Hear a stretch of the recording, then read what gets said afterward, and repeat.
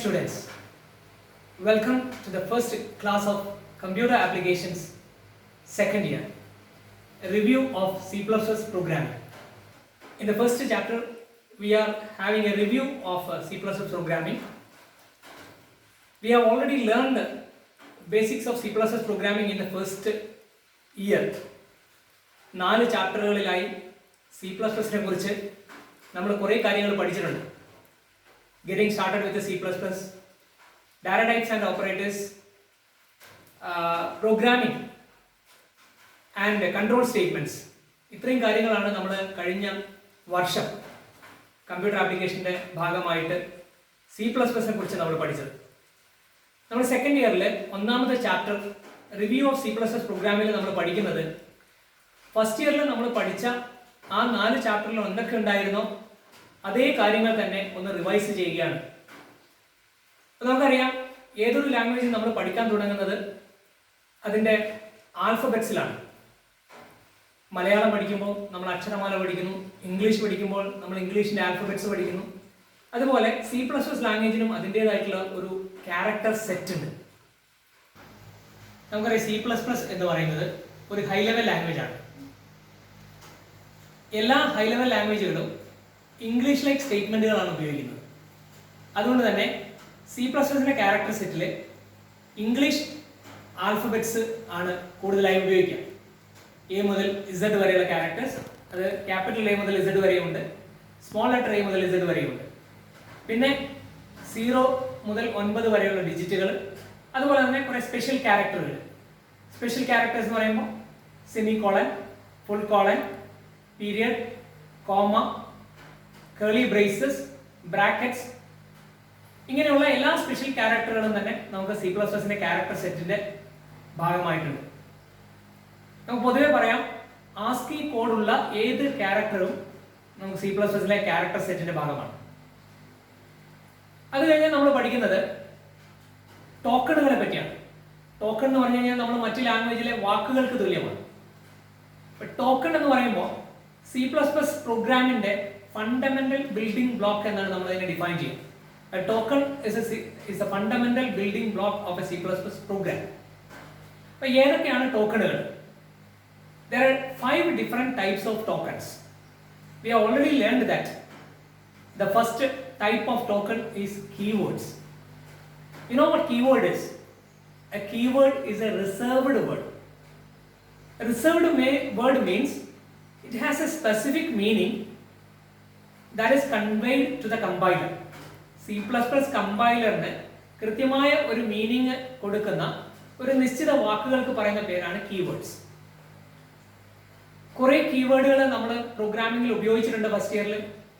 Four example for, while, if, else, break, ഇങ്ങനെയുള്ള കുറേ കീവേഡുകൾ നമ്മൾ പ്രോഗ്രാമിംഗിൽ ഉപയോഗിച്ചിട്ടുണ്ട്. കൂടാതെ ഇനിയും നമ്മൾ സെക്കൻഡ് ഇയറിൽ കുറേ കീവേഡുകളെ കുറിച്ച് പഠിക്കും. അപ്പോൾ അതാണ് ഒന്നാമത്തെ ടോക്കൺ. കീവേഡ്സ് എന്ന് പറയുന്നതാണ് ഫസ്റ്റ് ടോക്കൺ. രണ്ടാമത്തെ ടോക്കൺ ഐഡന്റിഫയേഴ്സ് എന്ന് പറയുന്നതാണ്. Identifiers are defined as user defined words.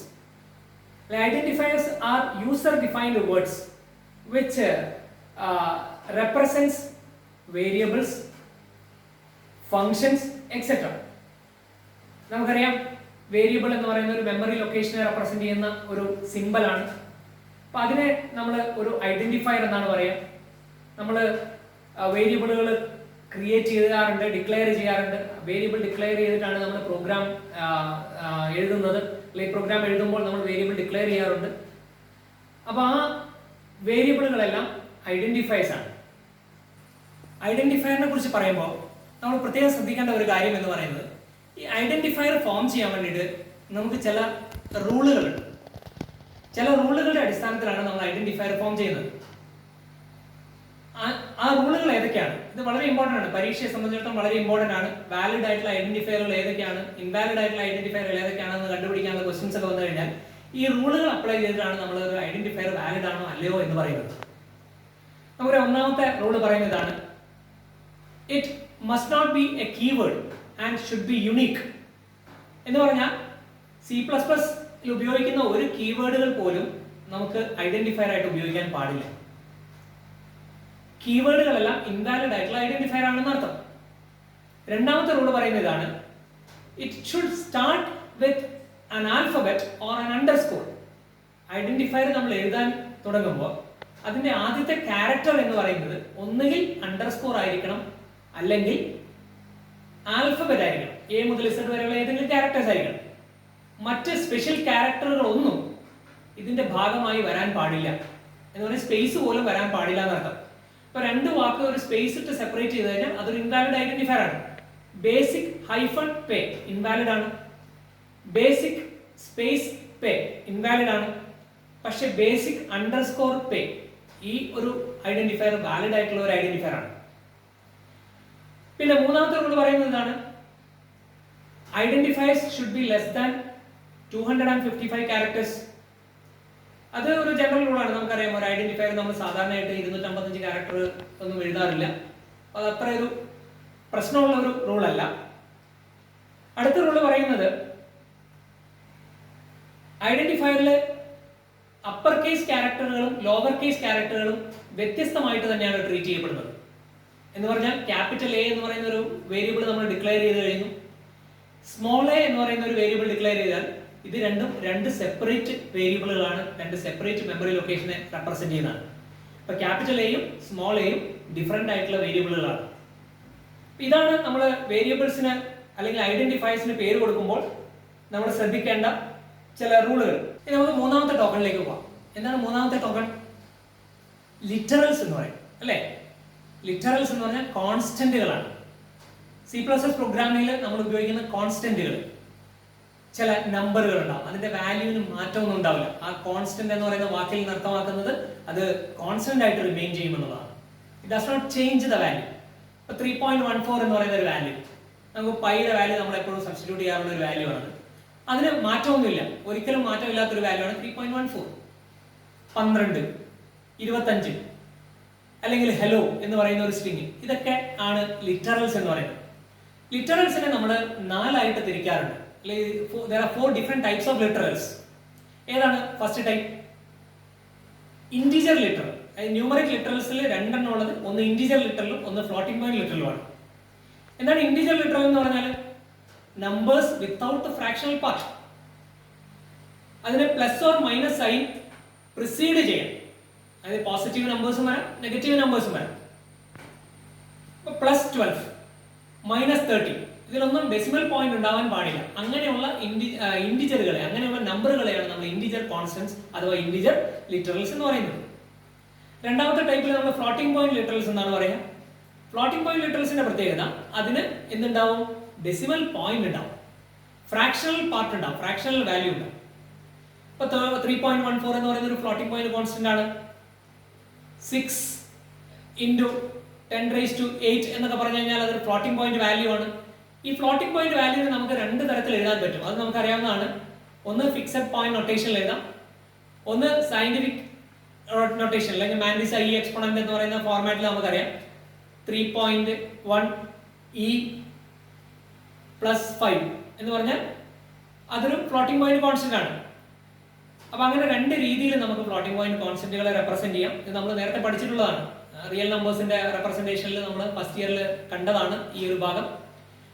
ഇനി മൂന്നാമത്തെ ടൈപ്പ് ലിറ്ററൽസ് എന്ന് പറയുന്നത് ക്യാരക്ടർ ലിറ്ററൽസ് ആണ്. എന്താണ് ക്യാരക്ടർ ലിറ്ററൽസിന്റെ പ്രത്യേകത? Any single character enclosed in single quotation. Any single character enclosed in single quotation. അതായത് സിംഗിൾ കൊട്ടേഷനിൽ എൻക്ലോസ് ചെയ്തിരിക്കുന്ന സിംഗിൾ ക്യാരക്ടേഴ്സ്. അതിനകത്ത് ഒന്നിൽ കൂടുതൽ ക്യാരക്ടേഴ്സ് ഉണ്ടാവാൻ പാടില്ല. വളരെ പ്രത്യേകം ശ്രദ്ധിക്കണം. അതുപോലെ തന്നെ ഈ ക്യാരക്ടേഴ്സിന് ഇടത് സൈഡിലും വലത് സൈഡിലുമായിട്ട് സിംഗിൾ കൊട്ടേഷൻ ഇട്ടിരിക്കണം. അങ്ങനെയുള്ള കോൺസ്റ്റന്റുകളെല്ലാം ക്യാരക്ടർ കോൺസ്റ്റന്റുകളാണ്. ഫോർ എക്സാമ്പിൾ, സിംഗിൾ കൊട്ടേഷനുള്ളിൽ എ എന്നിട്ട് കഴിഞ്ഞാൽ, അല്ലെങ്കിൽ സിംഗിൾ കൊട്ടേഷനിൽ 9 എന്നിട്ടാൽ, 9 വെറുതെ ഇട്ട് കഴിഞ്ഞാൽ ഇന്റിജറും, സിംഗിൾ കൊട്ടേഷനിലേക്ക് 9 വരുമ്പോൾ അത് ക്യാരക്ടർ ലിറ്ററലുമായിട്ട് മാറും. അതാണ് അത് തമ്മിലുള്ള വ്യത്യാസം എന്ന് പറയുന്നത്. നമ്പർ ആണെങ്കിൽ പോലും സിംഗിൾ കൊട്ടേഷൻ ഉണ്ടെങ്കിൽ എന്തായി? അത് ക്യാരക്ടർ കോൺസ്റ്റന്റ് ആയി. ക്യാരക്ടർ ലിറ്ററൽസിനെ കുറിച്ച് പറയുമ്പോൾ നമ്മൾ ഒരു കാര്യങ്ങൾ ഓർക്കേണ്ടതുണ്ട്. ഈ എസ്കേപ്പ് സീക്വൻസുകൾ, ഇത് ഒരു പ്രത്യേകതരം ക്യാരക്ടർ കോൺസ്റ്റന്റുകളാണ്.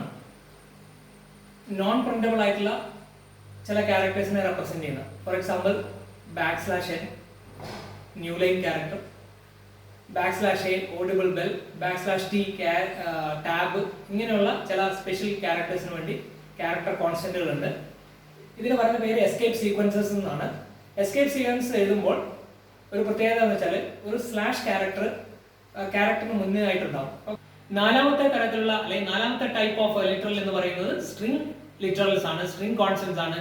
വളരെ സിമ്പിൾ ആയിട്ട് നമുക്ക് അതിനെ ഡിഫൈൻ ചെയ്യാം. Any character sequence enclosed between double quotation mark is known as string literal. ഏത് സീക്വൻസ് ഓഫ് ക്യാരക്ടേഴ്സ് വേണേലും ആവാം, അതിനകത്ത് നമ്പർ ഉണ്ടാവാം, സ്പെഷ്യൽ ക്യാരക്ടേഴ്സ് ഉണ്ടാവാം, സ്പേസ് ഉണ്ടാവാം, ആൽഫബറ്റ്സ് ഉണ്ടാവാം, എന്ത് തന്നെയാണെങ്കിലും ഡബിൾ കൊട്ടേഷന്റെ ഉള്ളിലാണെങ്കിൽ അത് സ്ട്രിംഗ് കോൺസ്റ്റന്റ്സ് ആണ്. ഇനി ഒരു ക്യാരക്ടർ ആണെങ്കിൽ പോലും ഡബിൾ കൊട്ടേഷൻ ആണ് ഇട്ടിരിക്കുന്നതെങ്കിലും അതെന്താണ്, ക്യാരക്ടർ കോൺസ്റ്റന്റ് ആണോ? അല്ല, മറിച്ച് അതൊരു സ്ട്രിംഗ് ലിറ്ററൽ ആണ്, സ്ട്രിംഗ് കോൺസ്റ്റന്റ് ആണ്. ഇത്രയുമാണ് നമ്മൾ ലിറ്ററൽസ് എന്നതിലൂടെ ഉദ്ദേശിക്കുന്നത്. ഓക്കെ, നമ്മൾ നാലാമത്തെ ടോക്കണിലേക്ക് പോവാം. നാലാമത്തെ ടോക്കൺ ഓപ്പറേറ്റേഴ്സ് ആണ്. ഓപ്പറേറ്റേഴ്സ് എന്ന് നമുക്കറിയാം, special symbols used for performing certain operations. ഈ ഓപ്പറേറ്റേഴ്സ് പല തരത്തിലുള്ള ക്ലാസിഫിക്കേഷൻസ് ഉണ്ട്. ഒന്നാമത്തെ ടൈപ്പിൽ നമ്മൾ ക്ലാസിഫൈ ചെയ്യുന്നത് നമ്പർ ഓഫ് ഓപ്പറാൻഡ്സിനെ ബേസ് ചെയ്തിട്ടാണ്. അതായത് ഓപ്പറേഷനിൽ പാർട്ടിസിപ്പേറ്റ് ചെയ്യുന്ന ഓപ്പറാൻഡുകളുടെ എണ്ണത്തിനെ ബേസ് ചെയ്തിട്ട് നമുക്ക് ഓപ്പറേറ്ററുകളെ യൂണറി, ബൈനറി, ടേണറി എന്ന് ഇങ്ങനെ മൂന്നായിട്ട് തിരിക്കാം. യൂണറി എന്നാൽ ഒരു സിംഗിൾ ഓപ്പറാൻഡിൽ ഓപ്പറേറ്റ് ചെയ്യുകയും, ബൈനറി എന്നാൽ ഓപ്പറേറ്റ് ചെയ്യാൻ രണ്ട് ഓപ്പറൻറ്റുകൾ ഉപയോഗിക്കുകയും ചെയ്യുന്ന ഓപ്പറേറ്റേഴ്സ് ആണ്. ഇനി മൂന്നാമത്തെ ടെർണറി ഓപ്പറേറ്റേഴ്സ് ആണെങ്കിൽ ആ ഓപ്പറേറ്റേഴ്സിന് 3 ഓപ്പറൻറ്റുകൾ ഉണ്ടാവും. ഇതിനൊക്കെ നമ്മൾ എക്സാമ്പിൾസ് കണ്ടിട്ടുണ്ട്. യൂണറി ഓപ്പറേറ്റർ എന്ന് പറയുന്നത് ലോജിക്കൽ നോട്ട് ഒരു യൂണറി ഓപ്പറേറ്റർ ആണ്. അതുപോലെ increment operator, decrement operator, plus plus, minus minus എന്നൊക്കെ പറയുന്ന ഓപ്പറേറ്ററുകളെല്ലാം യൂണറി ഓപ്പറേറ്റേഴ്സ് ആണ്. കാരണം അതിന് ഓപ്പറേറ്റ് ചെയ്യാൻ വേണ്ടിയിട്ട് ഒരു ഓപ്പറേറ്റർ മതി. എന്നാൽ ബൈനറി ഓപ്പറേറ്റേഴ്സിന് 2 ഓപ്പറൻറ്റ് വേണം. ഫോർ എക്സാമ്പിൾ, നമ്മൾ മൾട്ടിപ്ലിക്കേഷൻ ചെയ്യണമെന്നുണ്ടെങ്കിൽ 2 നമ്പർ ഉണ്ടെങ്കിൽ മൾട്ടിപ്ലൈ ചെയ്യാൻ പറ്റുള്ളൂ. ഇപ്പൊ A*B, ഈ മൾട്ടിപ്ലിക്കേഷൻ ഓപ്പറേറ്റർ ആസ്റ്ററിസ്ക് അല്ലെങ്കിൽ സ്റ്റാർ എന്ന ഓപ്പറേറ്റർ ആണ് നമ്മൾ അതിനുവേണ്ടി ഉപയോഗിക്കുന്നത്. അപ്പൊ A*B 2 ഓപ്പറൻറ്റുകൾ വേണ്ടി വരും. സ്ലാഷ്, പെർസെന്റേജ് ഓപ്പറേറ്റർ, അതായത് മോഡുലസ് ഓപ്പറേറ്റർ, ഇതെല്ലാം ബൈനറി ഓപ്പറേറ്ററുകളുടെ ഗണത്തിൽപ്പെടുന്നവയാണ്. നമുക്ക് C++ൽ ഒരേ ഒരു ടെർണറി ഓപ്പറേറ്ററേ ഉള്ളൂ. ആ ടെർണറി ഓപ്പറേറ്റർ നമുക്കറിയാം കണ്ടീഷണൽ ഓപ്പറേറ്റർ ആണത്. ക്വസ്റ്റ്യൻ മാർക്ക് ഫുൾ കോളം കൂടി ഇട്ട് കഴിഞ്ഞാൽ അതൊരു ടെർണറി ഓപ്പറേറ്റർ ആണ്. അതെന്തിനാണെന്നുള്ളത് നമ്മൾ പിന്നീട് കാണുന്നുണ്ട്. നമുക്കറിയാം ഇഫ് എൽസ് സ്റ്റേറ്റ്മെന്റിന് ആൾട്ടർനേറ്റീവ് ആയിട്ട് ഉപയോഗിക്കാൻ പറ്റുന്ന ഒരു ഓപ്പറേറ്റർ ആണ് ഈ കണ്ടീഷണൽ ഓപ്പറേറ്റർ എന്ന് പറയുന്നത്. നമുക്ക് പിന്നീട് അതിനെക്കുറിച്ച് കൂടുതലായിട്ട് കാണാം. ഇതാണ് 3 classification based on the number of operands. ഇനി അടുത്ത ഒരു ക്ലാസിഫിക്കേഷൻ എന്ന് പറയുന്നത് നേച്ചർ ഓഫ് ഓപ്പറൻസിനെ ബേസ് ചെയ്തിട്ട്, അല്ലെങ്കിൽ എന്ത് തരം ഓപ്പറേഷൻ ആണ് പെർഫോം ചെയ്യുന്നത് എന്നതിനെ ബേസ് ചെയ്തിട്ട് നമുക്ക് ഓപ്പറേറ്റേഴ്സിനെ വീണ്ടും ക്ലാസിഫൈ ചെയ്യാം. അതിൽ മേജർ ക്ലാസിഫിക്കേഷൻസ് എന്ന് പറയുന്നത് ഒന്ന് അരിത്മെറ്റിക് ഓപ്പറേറ്റേഴ്സ് ആണ്. അരിത്മെറ്റിക് ഓപ്പറേറ്റേഴ്സ് നമുക്കറിയാം നമ്പേഴ്സിലാണ് വർക്ക് ചെയ്യുന്നത്. Addition, subtraction, multiplication, division, model operation, ഇതൊക്കെയാണ് നമുക്ക് അരിത്മെറ്റിക് ഓപ്പറേറ്റേഴ്സിന്റെ കാറ്റഗറിയിൽ വരുന്നത്. രണ്ടാമതായിട്ട് നമുക്ക് റിലേഷണൽ ഓപ്പറേറ്റേഴ്സ് ഉണ്ട്. റിലേഷൻ ഓപ്പറേറ്റേഴ്സ് നമുക്കറിയാം greater than or equal to, less than or equal to, equal to എന്ന് പറയുമ്പോൾ ഡബിൾ ഈക്വൽ ടു എഴുതണം. അതാണ് റിലേഷനിൽ ഈക്വൽ ടു എന്ന് പറയുന്നത്. 2 നമ്പേഴ്സിനെ കമ്പയർ ചെയ്യാൻ ഉപയോഗിക്കുന്നത്. അതുപോലെ നോട്ട് ഈക്വൽ ടു, എക്സ്ക്ലമേഷൻ മാർക്കും ഈക്വൽ ടു സിംബലും കൂടി ഇട്ട് കഴിഞ്ഞാൽ നോട്ട് ഈക്വൽ ടു എന്ന് പറയുന്ന ഓപ്പറേറ്റർ കിട്ടും. ഇതാണ് റിലേഷണൽ ഓപ്പറേറ്റേഴ്സ്. റിലേഷണൽ ഓപ്പറേറ്റേഴ്സിന്റെ ഒരു പ്രത്യേകത എന്ന് പറയുന്നത് റിലേഷണൽ ഓപ്പറേറ്റേഴ്സ് ഇൻവോൾവ് ചെയ്യുന്ന എക്സ്പ്രഷൻ ഇവാലുവേറ്റ് ചെയ്യുമ്പോൾ കിട്ടുന്നത് ഒന്നുകിൽ ട്രൂ എന്ന് പറയുന്ന വാല്യൂ അല്ലെങ്കിൽ ഫാൾസ് എന്ന് പറയുന്ന വാല്യൂ ആയിരിക്കും. ഇതല്ലാതെ വേറൊരു വാല്യൂ ഉണ്ടായിരിക്കില്ല. എന്നാൽ അരിത്മെറ്റിക് ഓപ്പറേറ്റേഴ്സ് അപ്ലൈ ചെയ്യുമ്പോൾ കിട്ടുന്നത് നമ്പേഴ്സ് തന്നെയായിരിക്കും. ഇനി മൂന്നാമത്തെ കാറ്റഗറി എന്ന് പറയുന്നത് ലോജിക്കൽ ഓപ്പറേറ്റേഴ്സ് ആണ്.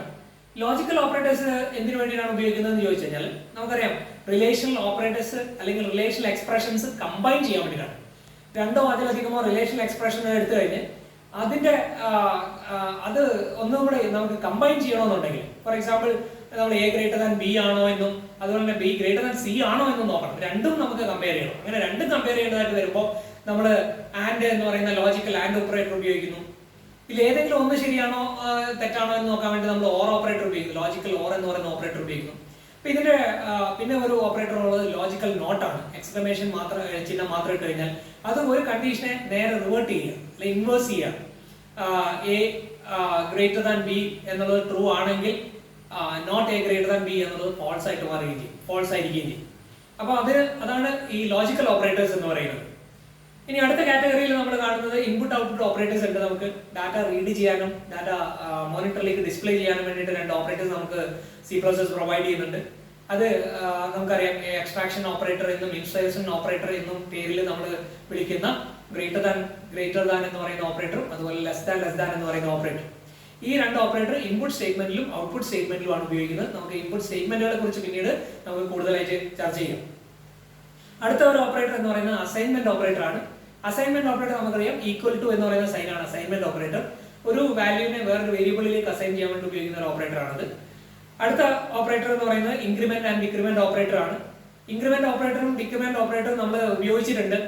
അത് ഒരു വേരിയബിളിനെ ഒന്ന് വെച്ച് ഇൻക്രിമെന്റ് ചെയ്യാനോ ഒന്ന് വെച്ച് ഡിക്രിമെന്റ് ചെയ്യാനോ വേണ്ടിയിട്ട് ഉപയോഗിക്കുന്ന ഓപ്പറേറ്റേഴ്സ് ആണ് ഇൻക്രിമെന്റ് ആൻഡ് ഡിക്രിമെന്റ് ഓപ്പറേറ്റേഴ്സ്. ഇത് 2 രീതിയിൽ ഉപയോഗിക്കാമെന്ന് നമ്മൾ കണ്ടിട്ടുണ്ട്. പ്രീ ഇൻക്രിമെന്റ് ആണ് പോസ്റ്റ് ഇൻക്രിമെന്റ്. പ്രീ ഇൻക്രിമെന്റ് എന്ന് പറയുമ്പോൾ ഓപ്പറേറ്റർ ആദ്യവും ഓപ്പറാൻഡ് അതിനുശേഷവും വരും. പോസ്റ്റ് ഇൻക്രിമെന്റ് ആകുമ്പോൾ ഓപ്പറാൻഡ് ആദ്യവും അതിനുശേഷം ഓപ്പറേറ്റർ വരും.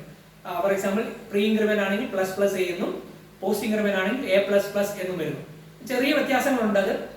അതിന്റെ യൂസേജ് നമ്മൾ കണ്ടിട്ടുണ്ട്. ++a ആണെങ്കിൽ ആദ്യം ഇൻക്രിമെന്റേഷൻ നടക്കുന്നു, അതിനുശേഷം അസൈൻമെന്റ് നടക്കുന്നു എന്നാണ് നമ്മൾ പഠിച്ചിരിക്കുന്നത്. a=a+1 ആകുന്നു, അതിനുശേഷം ആണ് ആ വാല്യൂ നമ്മൾ ഉപയോഗിക്കുന്നത്. അപ്പൊ അതുപോലെ നമുക്ക് ഈ 2 operator increment and decrement operators ഉപയോഗിക്കുന്ന പ്രോഗ്രാമുകൾ നമ്മൾ എഴുതാറുണ്ട്. ലൂപ്പിലൊക്കെ നമ്മൾ ഈ ഇൻക്രിമെന്റ് ആൻഡ് ഡിക്രിമെന്റ് ഓപ്പറേറ്റേഴ്സ് ഉപയോഗിക്കാറുണ്ട്. അടുത്ത ഒരു ഓപ്പറേറ്റർ എന്ന് പറയുന്നത് അരിത്മെറ്റിക് അസൈൻമെന്റ് ഓപ്പറേറ്റേഴ്സ് ആണ്. ഇതൊരു പ്രത്യേക തരം ഓപ്പറേറ്റേഴ്സ് ഉള്ളതേ ഉള്ളൂ. കാരണം എന്ന് വെച്ചാൽ നമുക്കറിയാം, അരിത്മെറ്റിക് ഓപ്പറേറ്റേഴ്സും നമ്മൾ അസൈൻമെന്റ് ഓപ്പറേറ്റേഴ്സും പഠിച്ചിട്ടുണ്ട്. ഇത് രണ്ടും കൂടി കമ്പൈൻ ചെയ്ത് ഉപയോഗിക്കുന്ന ഒരു രീതിയാണ് arithmetic assignment operators. Plus is equal to, minus is equal to, എല്ലാ അരിത്മെറ്റിക് ഓപ്പറേറ്റേഴ്സും നമുക്ക് ഈക്വൽ ടു ആയിട്ട് കമ്പൈൻ ചെയ്യാൻ പറ്റും. അങ്ങനെ കമ്പൈൻ ചെയ്ത് നമുക്ക് ഈ അരിത്മെറ്റിക് ഓപ്പറേറ്റേഴ്സ് ഉപയോഗിക്കാം. അങ്ങനെ അത് അരിത്മെറ്റിക് അസൈൻമെന്റ് ഓപ്പറേറ്റേഴ്സ് ആയിട്ട് മാറുന്നു. നമ്മൾ ഡാറ്റ ഇൻക്രിമെന്റ് ചെയ്യാൻ വേണ്ടിയിട്ടോ ഏതൊക്കെ രീതിയിൽ ഇൻക്രിമെന്റ് ചെയ്യാമെന്ന് ചോദിക്കുന്ന ചോദ്യത്തിന് a+=1 എന്ന് പറയുന്ന ഒരു മെത്തേഡും കൂടെ നമ്മൾ യൂസ് ചെയ്യാറുണ്ട്. അപ്പൊ a+=1 എന്ന് പറയുമ്പോൾ a+1 എന്നാണ് അതിന്റെ അർത്ഥം. അത് മറ്റു ഓപ്പറേറ്റേഴ്സിനും ഇത് ബാധകമാണ്. ആദ്യം അരിത്മെറ്റിക് ഓപ്പറേറ്റർ വരണം, അതിനുശേഷം വേണം അസൈൻമെന്റ് ഓപ്പറേറ്റർ വരാൻ വേണ്ടിയിട്ട്. അപ്പൊ ഇത്രയുമാണ് നമ്മൾ ഓപ്പറേറ്റേഴ്സ് ആയിട്ട് ക്ലാസിഫൈ ചെയ്യുന്ന സിമ്പലുകൾ. ഈ ഓപ്പറേറ്റേഴ്സ് ഉപയോഗിച്ചുകൊണ്ടാണ് C++ലെ എല്ലാ ഓപ്പറേഷൻസും നമ്മൾ പെർഫോം ചെയ്യുന്നത്. ഓക്കെ, നമ്മൾ ഇനി അവസാനത്തെ ടോക്കൺ ആണ് സംസാരിക്കാൻ പോകുന്നത്. ആ ടോക്കൺ എന്ന് പറയുന്നത് പങ്ക്ച്വേറ്റേഴ്സ് ആണ്. പങ്ക്ച്വേറ്റേഴ്സ് എന്ന് പറഞ്ഞാൽ നമുക്കറിയാം, ചില ലാംഗ്വേജുകളിൽ നമ്മൾ കുത്തും കോമയും ഒക്കെ ഇടുന്നത് പോലെ C++ൽ ചില പങ്ക്ച്വേറ്റർ ക്യാരക്ടറുകൾ ഉപയോഗിക്കാറുണ്ട്. എസ്പെഷ്യലി നമ്മൾ സാധാരണ C++ സ്റ്റേറ്റ്മെന്റുകൾ എൻഡ് ചെയ്യുമ്പോൾ സെമിക്കോളൻ ഉപയോഗിക്കാറുണ്ട്. അതുപോലെ തന്നെ മെയിൻ ഫംഗ്ഷൻ സ്റ്റാർട്ട് ചെയ്തിട്ട് മെയിൻ ഫംഗ്ഷന്റെ ബോഡി തുടങ്ങുമ്പോൾ നമ്മളൊരു കേളി ബ്രേസ് ഉപയോഗിക്കാറുണ്ട്. പ്രോഗ്രാം തീർന്നു കഴിയുമ്പോൾ നമ്മൾ കേളി ബ്രേസ് ക്ലോസ് ചെയ്യാറുണ്ട്. അപ്പൊ ഇങ്ങനെയുള്ള ക്യാരക്ടറുകളെയാണ് നമ്മൾ പങ്ക്ച്വേറ്റേഴ്സ് എന്ന് പറയുന്നത്.